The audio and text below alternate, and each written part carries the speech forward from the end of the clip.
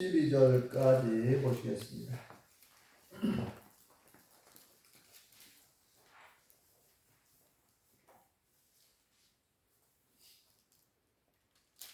요한복음 15장 1절부터 12절까지 기도하겠습니다. 나는 참 포도나무요 내 아버지는 농부라. 물은 내게 붙어 있어 열매를 맺지 아니하는 자는 아버지께서 그것을 제거해 버리시고 물을 열매를 맺는 자들을 맺게 하려 그것을 깨끗하게 하시느니라. 너희는 내가 일러준 말로 이미 깨끗하여졌으니 네 안에 거하라 나도 너희 안에 거하리라. 가지가 포도나무에 붙어 있지 아니하면 스스로 열매를 맺을 수 없음 같이 너희도 내 안에 있지 아니하면 그러하리라. 나는 포도나무요 너희는 가지라. 그가 내 안에 내가 그 안에 거하면 사람이 열매를 많이 맺나니 나를 떠나서는 너희가 아무것도 할 수 없습니다. 사람이 내 안에 거하지 아니하면 가지처럼 밖에 버려져 마르나니 사람들이 스스로 좋아하다가 그물에 사르느니라. 너희가 내 안에 거하고 내 말이 너희 안에 거하면 무엇이든지 원하는 대로 구하라. 그리하면 이루리라. 너희가 열매를 많이 맺으면 내 아버지께서 영광을 받으실 것이요 너희는 내 제자가 되리라. 아버지께서 나를 사랑하신 것 같이 나도 너희를 사랑하였으니 나의 사랑 안에 거하라. 내가 아버지의 계명을 지켜 그의 사랑 안에 거하는 것 같이 너희도 내 계명을 지키면 내 사랑 안에 거하리라. 내가 이것을 너희에게 이름은 내 기쁨이 너희 안에 있어 너희 기쁨을 충만하게 하려 함이라. 내 계명은 곧 내가 너희를 사랑한 것 같이 너희도 서로 사랑하라 하는 이것이니라. 아멘. 할렐루야. 하나님의 크신 목이 함께 하신 줄 믿습니다. 우리 역사랑 같이상과 인사하는 주시도 반갑습니다. 참 잘 나오셨습니다. 은혜 받으시다. 김입사님, 저를 보고 인사를 해야죠. 앞사람, 뒷사람, 또 뒤에 사람하고 인사하고 옆 사람하고 인사. 네네. 이제 11월 첫 주일을 맞이했는데요. 이 11월은 가을의 마지막 달이라고 말할 수 있죠. 9월, 10월, 11월을 보통 가을이라고 말합니다. 그래서 이제 가을의 마지막 달이다라고 볼 수 있고요. 이렇게 보니까 보통 가을 그러면 수확의 계절 그러잖아요. 수확의 계절. 이제 가을거지. 이제 겨울을 앞두고 겨울을 나기 위해서 월동이라는 말 쓰죠. 월동, 겨울을 난다. 월동 준비. 이제 가을거지 수확하는 거죠. 그동안에 이제 심고 가꾸었던 여러 가지 농작물들을 이제 거두어 드려야 되는데, 이 수확의 계절에 주변을 보면 단풍도 이쁘게 물들어 가고 있고, 그리고 이제 여러분 집 주변에 보통 감나무들을 많이 심고, 그래서 이제 감나무, 이 감이 우리 진안 지역, 우리 마을은 감도 잘 되는 것 같아요. 제 생각에. 그래서 감도 이쁘게 물들어서 또 감도 따고 이렇게 하는 것을 볼 수 있는데요. 이렇게 가을은 열매를 수확하는, 여러 가지 농작물을 수확하는 수확의 계절. 열매를 생각하지 않을 수가 없죠. 여러분들이 모든 농사를 지을 때 이렇게 관상용으로 이 감나무를 심는데 감나무가 가을에 이쁘게 물들으니까 감나무 단풍을 보고 싶다. 그래서 이제 감나무 심는 사람은 한두 명 있을까 모르겠네요. 거의 열매를 따기 위해서 심는 것이지. 근데 이제 어쨌든 감나무는 전국적으로 어디든지 감나무는 다 있는 것 같아요. 저 무풍, 추운 곳인데 거기도 감이 잘 되는 편이고, 제 고향 저 운장산 밑에 주천, 배불리도 옛날부터 감나무가 많았어요. 우리나라는 뭐 이렇게 어디든지 모르겠습니다. 저 강원도 그곳은 모르겠지만 이 감나무를 다 이렇게 집 주변에 가까운 곳에 심어서 이렇게 감을 수확해서 꽃감도 깎고 했던 것 같습니다. 우리가 안 믿을 때, 예수님을 안 믿고 있을 때는 뭐 제사상에 주로 올라가는 것도 뭐 감, 밤, 대추 이런 건 안 올라가나요? 네. 아무튼 집 주변에 뭐 감이나 밤, 대추는 많이 심었던 것 같고, 자 이렇게 열매를 우리가 수확하는데, 그래서 이제 농사를 짓는 농부들은 열매를 수확하기 위해서 농사를 짓고 잘 가꾸잖아요. 네? 씨앗도 심고 거름도 주고 또 김도 매주고 약도 치고 관리를 해야 됩니다. 저절로 열리는 것은 거의 없어요. 사람 손이 가야 된다 그러잖아요. 잘 가꾸어 줘야 됩니다. 그러니까 오늘 말씀에도 예수님께서 이 열매 이야기 합니다. 열매 이야기를 하는데 비유로 말씀하시죠. 예수님이 포도나무 비유를 합니다. 야, 우리나라로 치면 감나무 비유예요. 감나무 쉽게 말하면, 자, 내 아버지는 농부고, 그죠? 나는 참 포도나무다. 나는 감나무다. 이렇게 우리나라식으로 하면 내가 감나무라고 표현했을 것 같아요. 감나무. 나는 감나무인데 내 아버지는 농부다. 그리고 너희는 가지다. 이렇게 변하죠? 나는 참 포도나무요. 내 아버지는 농부요. 너희는 가지다. 그래서 포도나무 원 줄기가 있고 가지가 있는데 원 줄기에 열매를 맺는 포도나무는 없죠. 원 줄기가 있고 그 가지가 뻗어서 그 가지에 보통 이제 뭐 아버지, 아들, 손자. 아버지는 원 줄기를 보통 말하고 그 다음에 가지는 아버지, 그 다음에 손자 가지에서 보통 열매가 맺어요. 사과도 그렇고 대부분이 그런 것 같아요. 아무튼 예수님께서 이렇게 비유를 얘기하시는데 포도나무 비유를 하시면서 나는 포도나무고 내 아버지는 농부다. 그런데 이제 가지가 이제 가지의 열매를 맺는데 이 가지의 열매를 맺지 않으면 경고의 말씀 먼저 얘기합니다. 가지가 열매를 맺지 않으면 멸해버린다는 거예요. 쉽게 말하면 잘라버린다는 거예요. 잘라서 버려짐을 당하고 이것을 나중에 농부가 모아가지고 어떻게 해요? 불에 살라버리는 거예요.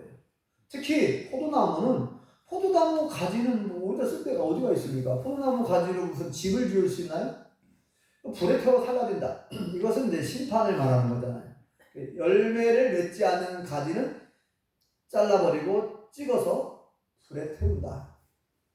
그러면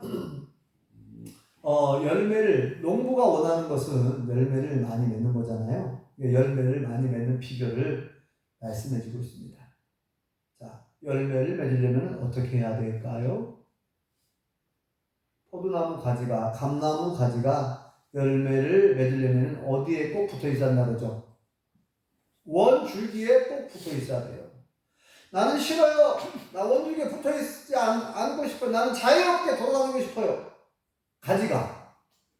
포도나무 가지가, 감나무 가지가, 맨날 여기 나무 원줄기에 붙어 있으라고만 하고 나는 답답하다. 나는, 날아다니고 어디 여기 다니고 싶다 이거예요. 가지가. 만약에 그렇다고 한다면은 어떻게 되겠습니까? 그 가지는 며칠 지나면은 바짝 말라서 그냥 죽어버리는 거죠. 왜요? 원줄기에 붙어있는 뿌리로부터 물을 공급받아야 되고 영양분을 공급받아야 되는데 이 잘라진 가지, 나 원줄기에 붙어있기 싫어요 하고 떨어져 나가면은 그 가지는 물을 먹을 수 없고 영양분을 먹을 수 없어요. 그래서 결국은 가지는 바짝 말라서 죽는 거예요. 그래서 예수님께서 이렇게 이해하기 쉽게 말씀을 전하려고 항상 그 주변에 있는 재료를 가지고 주변에 있는 상황을 얘기하면서 비유로 얘기를 많이 하셨어요. 비유가 아니면 말씀 안 하셨다라고 할 정도로 비유를 많이 얘기해 주셨는데, 그렇게 감나무, 포도나무 이렇게 포도나무를 예를 들은 거죠. 포도나무의 원줄기에 가지가 꼭 붙어 있어야 열매를 맺을 수 있다는 거예요.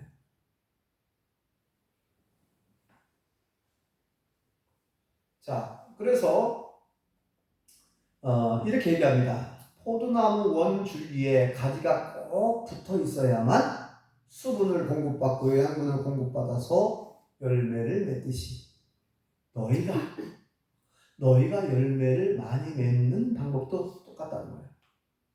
우리 하나님의 백성, 하나님의 자녀인 우리가 예수님을 믿는 우리 모든 사람들이 열매를 맺어야 되는데 열매를 많이 맺으려면 어떻게 해야 된다고 했어요? 가지가 원줄기에 꼭 붙어 있어야 되는 것처럼 우리는 어디에 붙어 있어야 한다는 거죠? 예수님께 꼭 붙어 있어야 한다는 거예요. 자, 오늘 말씀하고 있는데 그 부분 한번 읽어보겠습니다. 같이. 자, 4절 먼저 읽어보시죠. 4절 시작. 내 안에 거하라. 나도 너희 안에 거하리라. 가지가 포도나무에 붙어있지 아니하면 스스로 열매를 맺을 수 없음 같이 너희도 내 안에 있지 아니하면 그러하리라. 아멘. 예수님께서 열매를 많이 맺을 수 있는 비결, 우리가 이 말씀 너무나 많이 들어서 잘 아시는 내용이죠. 자, 내 안에 거하라. 사도들은 너희가 내 안에 거하라. 가지가 포도나무 원줄기에 붙어있지 않으면 열매를 맺을 수 없음 같이 너희가 나를 떠나서는 내 안에 있지 아니하면 열매를 맺을 수 없다는 거예요. 가지가 잘라져 있는데, 감나무 원줄기에서 가지가 잘라져 있는데, 포도나무 원줄기에 가지가 잘라져 있는데 열매를 맺을 수 있겠습니까? 맺을 수 없다는 거예요. 마찬가지라는 거죠. 너희가 내 안에 거해야, 내 안에 있어야 열매를 맺을 수 있다. 자, 그 다음에 또 얘기합니다. 5절을 다시 한번 읽어보시죠. 5절 시작. 나는 포도나무요 너희는 가지라. 그가 내 안에 내가 그 안에 거하면 사람이 열매를 많이 맺나니 나를 떠나서는 너희가 아무것도 할 수 없습니다. 또 강조하여 말씀합니다. 자, 4절에 분명히 너희가 내 안에 거하라. 내 안에 있어야 열매를 많이 맺을 수 있다 이렇게 얘기했잖아요. 그리고 또 5절에 또 강조합니다. 나는 포도나무고 너희는 가지인데 내 안에 너희가 내 안에 있으면 나도 너희 안에 거하겠다는 거예요. 순서를 보면 너희가 내 안에 있어야 나도 너희 안에 있겠다 이런 말씀하죠. 그리고 너희가 내 안에 거해야만 열매를 많이 맺을 수 있다. 너희가 나를 떠나서는 아무것도 할 수 없다 이렇게 말합니다. 그러니까 우리가 예수님 안에 있는 것이 얼마나 중요한지를 강조해서 또 얘기하잖아요. 강조해서요. 몇 번 반복하잖아요. 지금 너희가 내 안에 있어야 된다. 내 안에 있어야 된다. 지난번에 얘기한 것처럼 그럼 우리가 예수님 안에 거해야 되는데 어떻게 하는 것이 예수님 안에 거하는 것이고 어떻게 하는 것이 예수님 안에 있는 것인가? 여기다 이사님 기억나세요? 우리가 예수님 안에 거해야 된대요. 어떻게 하면 될까요? 안현숙 집사님, 예수님 안에 거해야 된대요. 예수님 안에 있어야 된대요. 어떻게 하는 것이 예수님 안에 있는 걸까요? 네? 생각나는 대로 얘기해보세요. 생각나는 대로. 이 거한다는 말은 지난번에도 얘기했잖아요. 한자로 이런 살거. 동거한다. 같을 동, 살 걸, 같이 사는 걸 동거라고 하고 예수님 안에 거해야 된다. 예수님 안에 살아야 된다. 예수님 안에 있어야 된다. 이렇게 계속 말하죠. 예수님 안에 있다. 그러면 예수님 안에 있는 거하고 예수님의 밖에 있는 거하고 어떤 차이가 있을까요? 예수님 안에 있고 예수님 밖에 있다.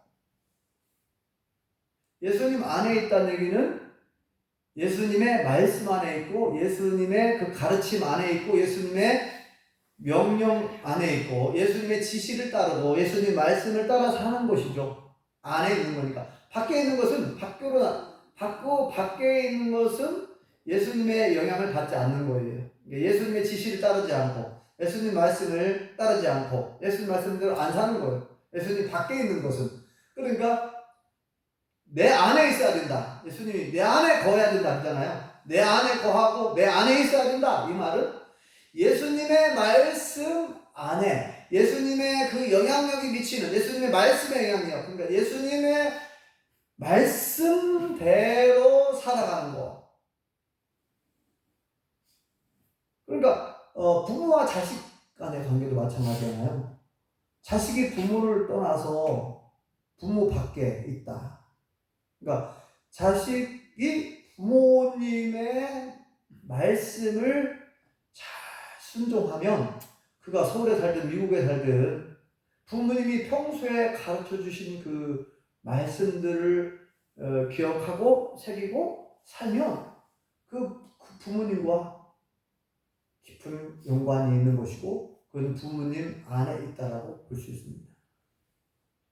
근데 같은 집에 살고 있으면서도 부모님 말씀을 안 들어.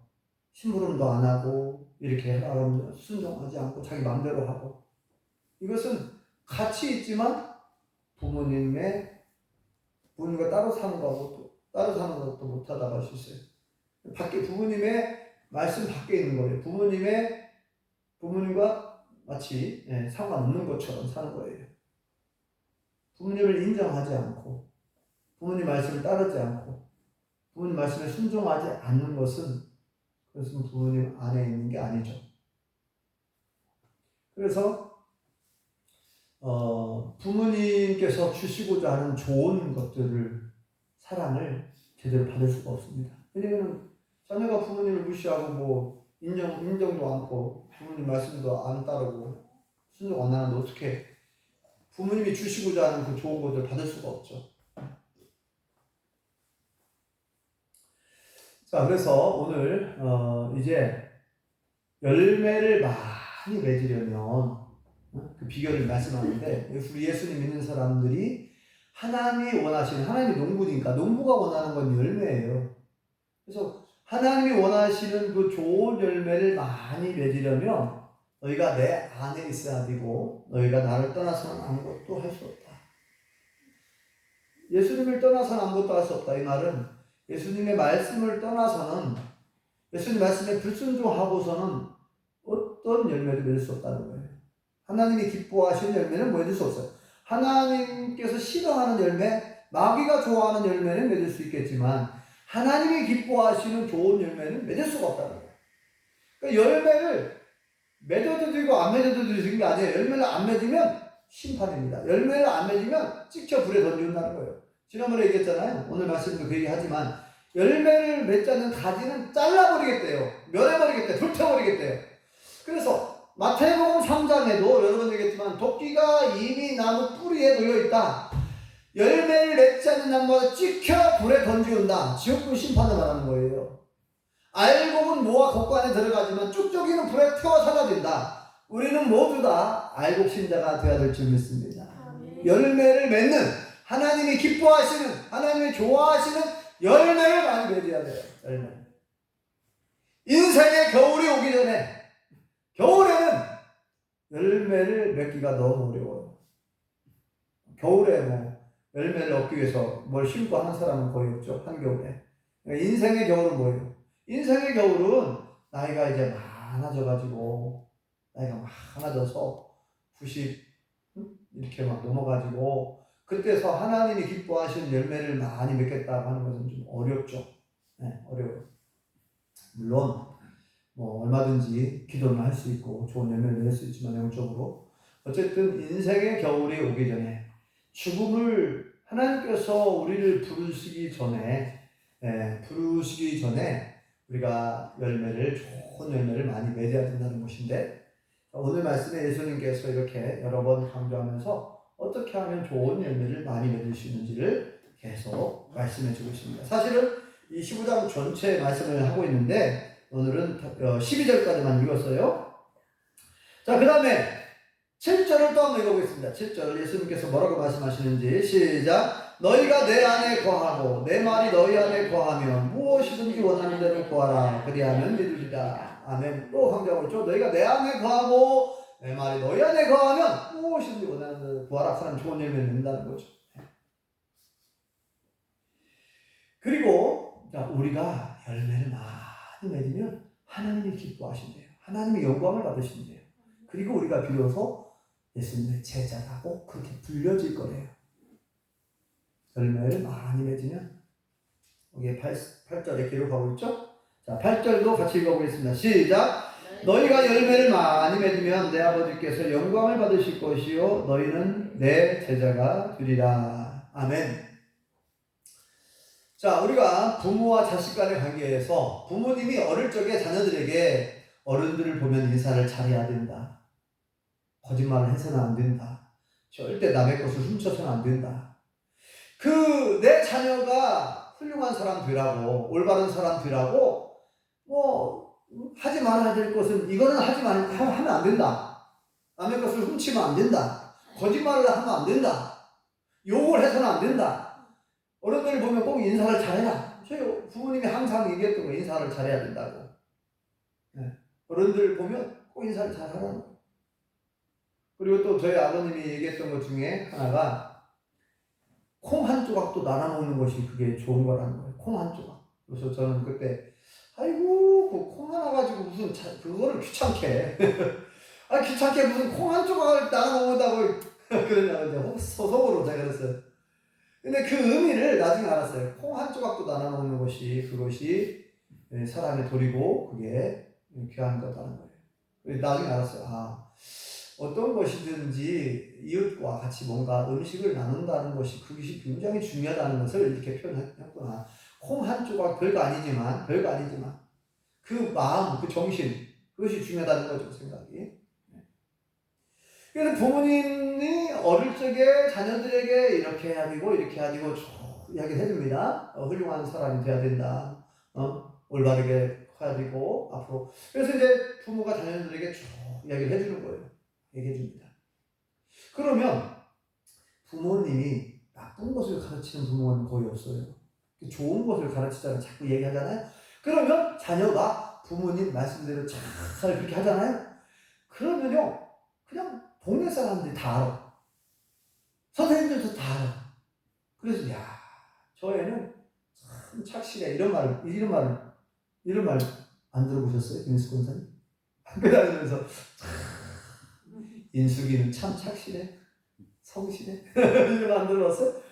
아니 이런 말을 들어야죠. 부모님 말씀대로 순종을 잘하게 되면 저는 자랑 같지만 그런 말 많이 들었어요.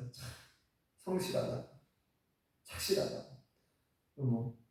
그래서 학업 우수상은 못 받았는데 효행상 이런 거 받았어요. 이렇게 인사를 잘하는 또 그런 얘기를 들어요. 또 인사를 또 잘하는 인사를 어른들한테 볼 때마다 인사를 하라고 그러시니까 인사를 하면은 참 인사성 바르다고 그러고 착하다고 그러고 그렇게 어른들은 그렇게 이뻐해 주잖아요. 그래서 어떻게 됩니까? 내가 어떻게 하느냐에 따라서 나만 칭찬받는 게 아니라 내 부모가 저 녀석을 보니까 참 제 아버지가 참 잘 가르쳤구나. 엄마가 어떻게 교육을 잘했는지 이렇게 하면서 부모가 칭찬을 받을 사람들에게 부모가 영광을 받는 거예요. 오늘 말씀이 그 얘기거든요. 우리가 열매를 많이 맺으면 하나님이 영광을 받으신대요. 그래서 세상 사람들도 우리를 보면서 하나님 저 집사님을 보니까 하나님을 참 잘 믿는 것 같고 하나님은 정말 살아계시는구나.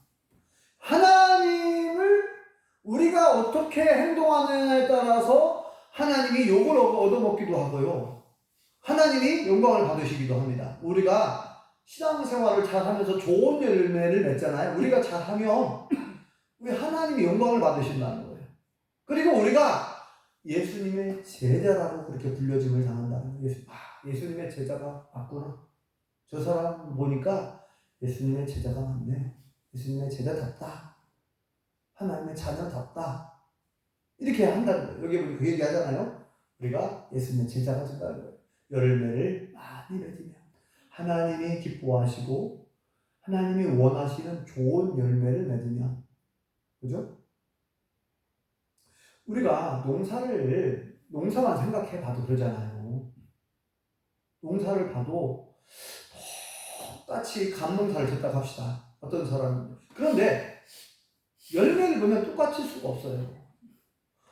분명히 농사를 더 잘 짓는 분이 있습니다. 그러면은 사람들이 어떻게 하는지 아세요? 저도 이제 옛날에 무풍에 때 사과 농사가 많이 하니까 어느 집 사과가 더 맛있어요. 어느 집 사과가 더 좋은 가격을 받아요. 장사꾼들이 와가지고 다 알아요. 장사꾼들이 와서 가격을 매깁니다.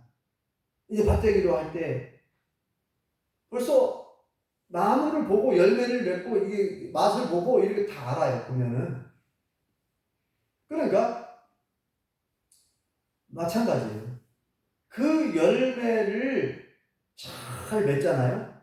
그러면 그 밭의 주인, 그 농부가 칭찬을 받습니다. 참 농사 잘 지으셨네요. 부지런한 농부니까 한 번이라도 더 김을 매주고 한 번이라도 더 영양제를 치고 한 번이라도 더 전기를 해주고 그만큼 잘 관리를 하고 잘 했기 때문에 열매를 잘 맺었을 거 아니에요. 그러니까 그 농부가 칭찬을 받더라고요.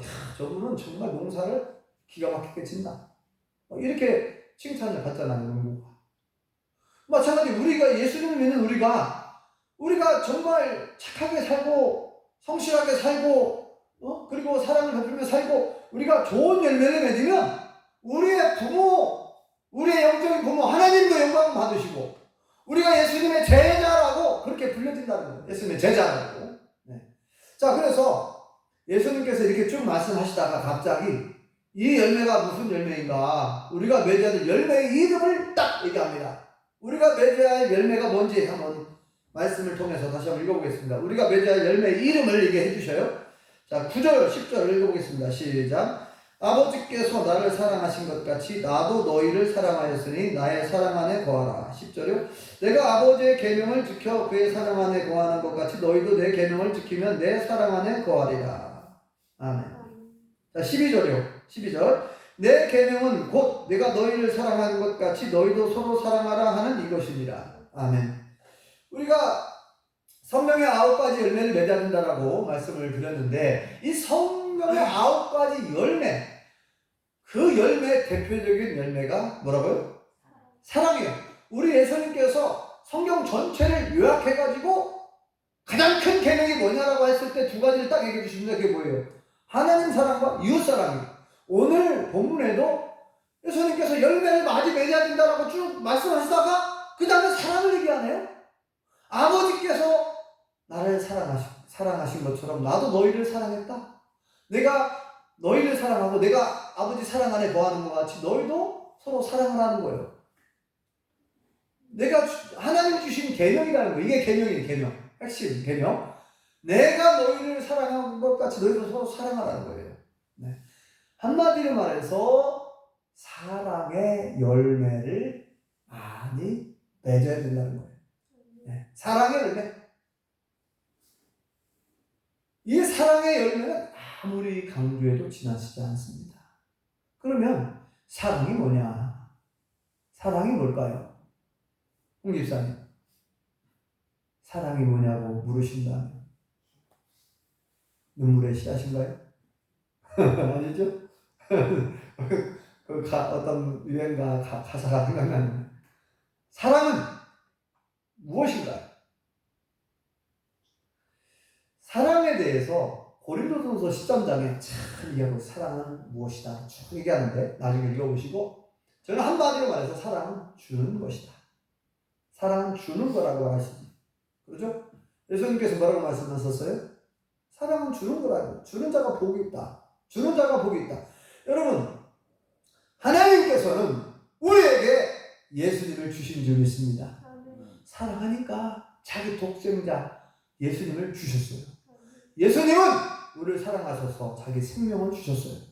자기 목숨을 주셨어요. 자기 목숨을 아깝다 하지 않고 우리를 얼마나 사랑하셨는지 십자가에 자기 목숨을 내놓으시고 우리를 사랑하신 줄 믿습니다. 목숨까지 주셨어요. 우리를 너무나 사랑하니까 주는 거예요. 사랑은 주는 겁니다.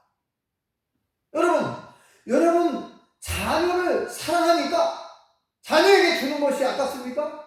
성장자 성도님, 자녀를 사랑하기 때문에 명절에 자녀가 왔을 때 뭐든지 주고 싶죠? 네?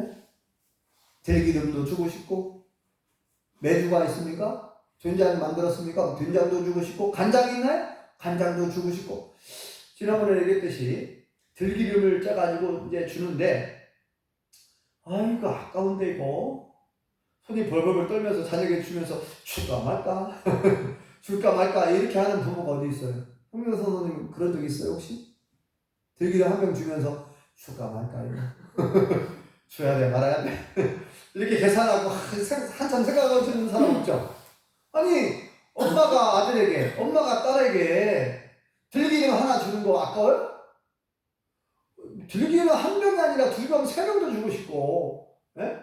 뭘 줘도 안 아까운 거예요. 사랑하니까. 사랑은 주는 거예요, 주는 거. 사랑은 주는 거예요. 도와주고, 배려해주고, 양보해주고, 관심을 가져주고, 찾아가주고, 잘못했어도 용서해주고, 주는 거예요, 주는 거.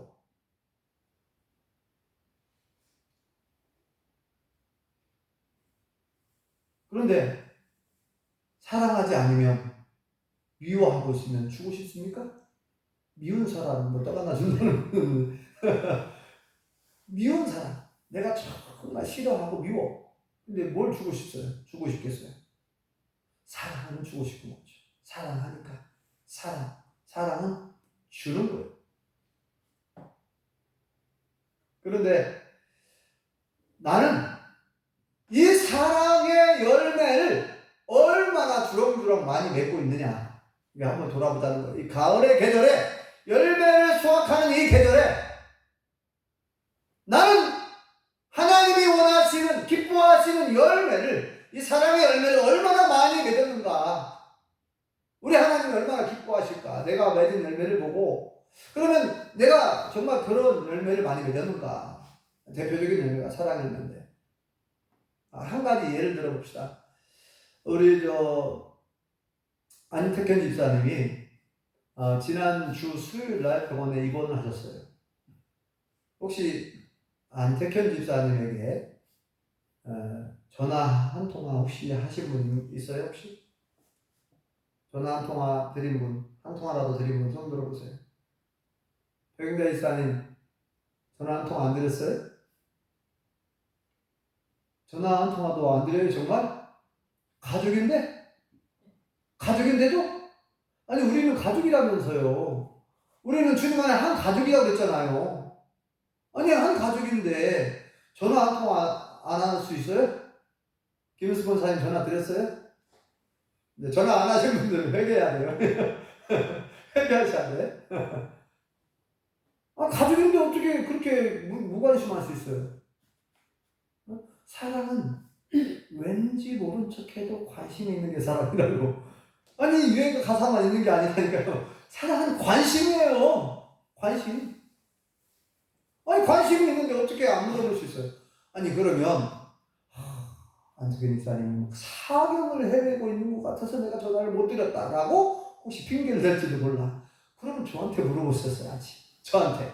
아유 우리 안택현이 병원에 입원했다는데 목사님 혹시 아세요? 어떠세요? 안택현 집사님 상황이 좀 어떠신가요? 이렇게 저한테 물어봤어야죠. 저희가 병원에 갔다 왔으니까. 근데 안택현 집사님 응급실에 있다가 지금 이제 폐렴 증세가 좀 있으시다 그래가지고 심한 건 아니고 있으시다 그래가지고 일반 병실로 옮기셨거든요. 그러면 우리가 적어도 사랑한다면 사랑이 있다고 한다면 우리 교인 다른 교인은 뭐 자인 결혼 전 하나는 해도 되고 안 해도 되는데 우리 교인이고 우리 가족이란 말이에요. 주님 안에 한 가족이란 말이에요. 우리 용평교회 성도님들은 주님 안에 한 가족입니다. 한 예를 든 거예요. 우리가 이렇게 사랑은 표현을 해야 되는데 그렇잖아요. 우리가 표현을 우리 마음속에 아무리 어떤 마음을 가지고 있어도 표현을 안 하면은 지난번에 얘기했잖아요. 예수님 우리 야고보서 말씀 뭐라고 했어요?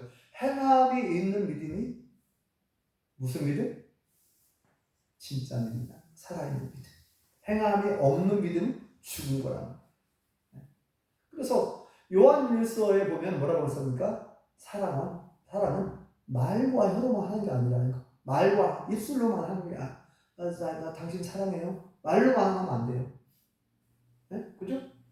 남편이 아내를 사랑하면 아내를 위해서 설거지도 할 수 있어야 되고 아내를 위해서 빨래도 할 수 있어야 되고 아니 말로만 사랑한다고 하고 아내가 피곤하고 힘들어하는데 이것 좀 뭐 좀 해주세요. 그런데도 안 해줘.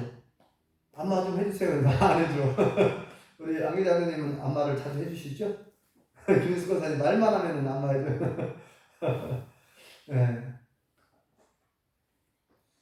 입술, 말과 혀로 사랑하지 말라는 거예요. 행함과 진실함으로 사랑하라고 말씀하고 있습니다. 그러니까 다시 한번 우리가 하나님께서는 뭐라고 말씀하셨어요? 내 이웃을 네 몸처럼 사랑하라 그랬잖아요. 너의 이웃을 네 몸처럼, 네 자신처럼 사랑하라. 그러면 내 이웃이 병원에 입원해 있는데도 한번 전화도 없고 찾아가지도 않고 내 이웃이 교회를 다니든 말든 내버려둬. 나만 뭐 교회 다니고 나만 천국 가면 되지. 그러면 그게 사랑입니까? 이웃을 사랑하는 겁니까? 내 이웃이 지금 오늘 죽으면 지옥 가는데 내 이웃이 안 믿고 있는데 예수님 안 믿는데도 여전히 내 이웃을 위해서 기도해줘야 돼요. 기도해줘야 돼요. 네. 홍일순 집사님 기도하고 계시죠? 신태희 씨랑 진양옥 씨 위해서 기도하고 있죠? 네, 우리 홍일순 집사님이 다른 건 몰라도 신태희 씨, 진양옥 씨 위해서 기도를 계속 하고 있고 만날 때마다 교회 나오라고 얘기하고 있대요. 얼마나 잘하고 있습니까? 원덕이 성도님 소우영 씨한테 복음을 전하고 있습니까? 안 하시는 것 같아. 확실히도 안 하는 거. 아니, 소우영 씨가 바로 윗집에 살잖아요. 그럼 소우영 씨 천국 가든 지옥 가든 뭔 상관이야? 이러면 안 되겠죠? 네? 원덕이 성도님 혼자만 천국 가면 안 되잖아요. 내 이웃에게 자꾸만 하나님께 기도를 해야죠. 하나님 어떻게 이 소호영 씨에게 어떻게 복음을 전하고 어떻게 전도를 하면 좋을까요? 하나님께 지혜를 구해야 됩니다. 내 생각대로 막 어떻게 하려고 하면은 잘 안 돼요. 왜냐면은 악한 영, 마귀가 가만히 있지 않거든요. 그래서 내 방식대로 내 생각대로 하려면 실패할 가능성이 매우 높아요. 그래서 하나님 제가 어떻게 하면 좋을까요? 내 이웃이 교회를 안 다니고 예수님을 안 믿으려고 하고 내가 전도하면 짜증을 내고 싫어하는데 어떻게 하면 좋을까요? 그 사람 마음을 좀 감동시켜 주시고 그 사람 마음을 좀 부드럽게 해주시고 그 사람 깨닫게 해주시고 깨우쳐 주시고 감동해 주셔서 예수님 믿고 싶은 마음이 생겨나도록 위해서 이렇게 기도해야 되겠죠. 우리가 하나님께 지혜를 구하면서 이게 사랑입니다. 우리가 사랑한다고 말하면서 내 이웃을 사랑한다면 내 이웃을 위해서 기도해야 되고 내 이웃에게 어떻게 하든 전도도 해야 되고 복음을 전해야 되고 내 이웃이 뭘 좋아하는가?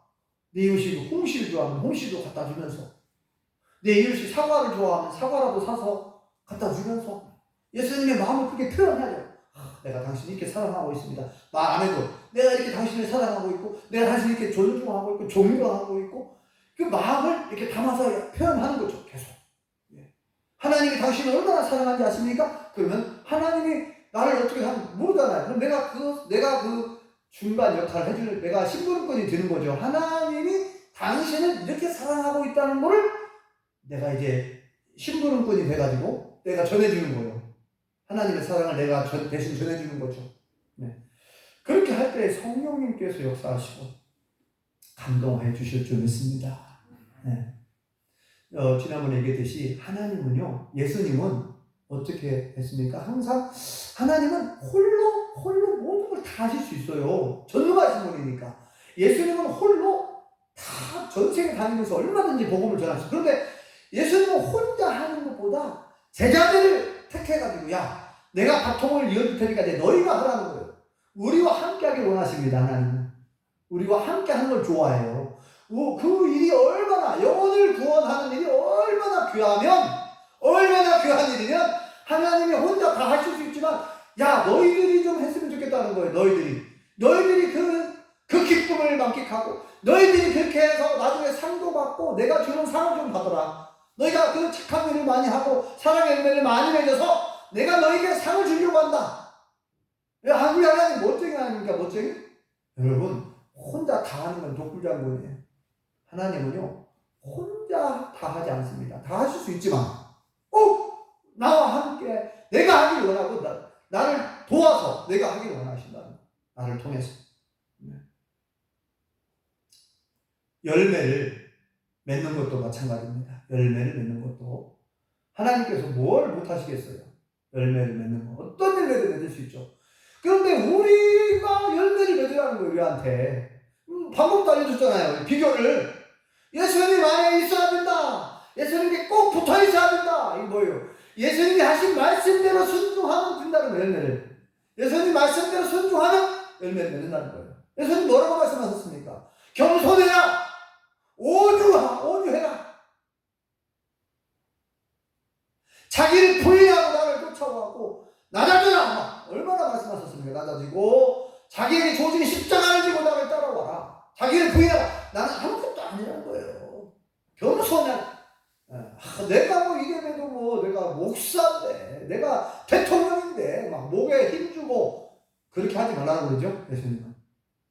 예수님은 난 아무것도 아니고 말을 막대기 와서 자기를 부인한다는 얘기는 그 얘기예요. 자기를 부인하고 이렇게 겸손하게 낮아져서 다른 사람을 진실로 사랑하는 마음을 가지고 다른 사람을 정말 이렇게 예수님의 마음으로 도우려고 하고 또 베풀려고 하고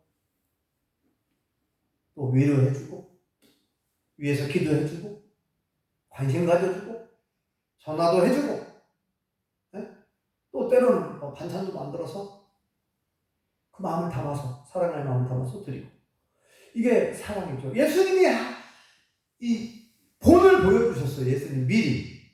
예수님은 정말 낮고 천한 곳에서 오셨고 또 그런 아픔을 가지고 있는 사람들을 만나주셨잖아요. 병자들 만나주시고 어루만져주시고 치료해주시고 문둥병자도 치료해주고 사람들이 다 싫어하고 냄새난다고 다 싫어했는데 떠나고 막. 근데 예수님은 그들을 만져주시고 그들을 위로하시고 그들을 치료해주시고 그들에게 복음을 전해주시고 소외된 자들, 어려움 당한 자들을, 가난한 사람들을 이렇게 예수님이 본을 보여주셨어요. 그러므로 저와 우리 모든 성도님들은 나의 자존심을 내려놓고 나의 인간적인 생각, 나의 교만, 나의 생각 이런 다 내려놓고 예수님처럼 하라는 거예요. 예수님께 붙어있으라는 얘기는 예수님 안에 거하라는 것은 예수님이 하신 것처럼 예수님은 저 하나님 보좌에 계신 분이 낮고 천한 곳에 오셨잖아요. 정말 나는 낮아져서 예수님이 제자들 발을 씻겼잖아요. 종들이 하는 일, 노예가 하는 일을 발을 씻겨주셨잖아요. 우리도 그렇게 하라는 거예요. 낮아져서 내가 뭐 대단한 존재인 것처럼 그렇게 보기 힘들지 말고 정말 낮아져서 종처럼 노예처럼 예수님의 마음을 품고 예수님의 사랑을 품고 그 사랑을 실천하라는 거예요. 그래서 이 사랑의 열매를 많이 맺으라는 거예요. 그러면 하나님이 영광 받으시고 우리가 예수님의 참된 제자가 되는 줄 믿습니다. 이 가을에 이 수학의 계절에 저와 우리 모든 성도들이 성령의 9가지 열매, 그 대표적인 열매, 사랑의 열매를 많이 맺고 앞으로도 평생에 살아갈 때까지 이 사랑의 열매를 많이 맺어서 훗날에 착하고 충성된 동안 참 잘했다. 나는 주님의 칭찬과 상급과 면류관을 다 받아 누릴 수 있기를 예수님의 이름으로 축원합니다.